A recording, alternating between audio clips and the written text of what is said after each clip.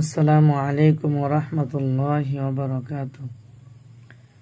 প্রিয় দর্শক, আজ আমরা আলোচনা করব মৃত ব্যক্তির বাড়িতে আগুন জ্বালানো যাবে কি না।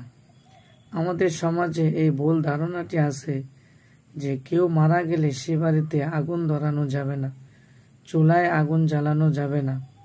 এই ধারণাটা একেবারেই ভুল। যদি আগুন জ্বালানো না যায় তাহলে মৃত ব্যক্তির জন্য গরম পানি কিভাবে করা হবে? যেহেতু গরম পানিও করা যায়, সুতরাং রান্না বান্না খাবার দাবার পাকানো যাবে। এই অহেতুক ভুল ধারণাটা আমাদের শুধরানো প্রয়োজন। তবে মৃত ব্যক্তির বাড়িতে আত্মীয় স্বজন শোকাহত থাকে বিদায় তারা খাবার দাবার রান্না করার দিকে মনোযোগ দিতে পারে না।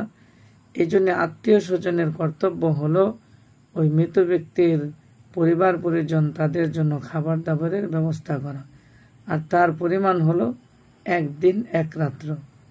কিন্তু আমাদের সমাজে দেখা যায় যেদিন মারা যায় সেদিন এবং পরে আরো 2 দিন ওই বাড়িতে খাবার পৌঁছানো হয়। এটা ঠিক না, এটা জরুরি না।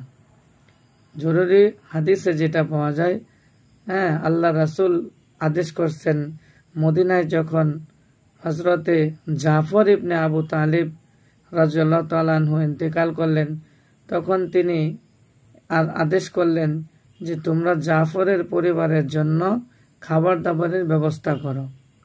এবং ফতোয়ার কিতাবগুলোতে পাওয়া যায় মৃত ব্যক্তির আত্মীয় স্বজনরা মৃত ব্যক্তিদের পরিবর্গদের জন্য 1 দিন 1 রাত্রের খাবার দাবারের ব্যবস্থা করবে।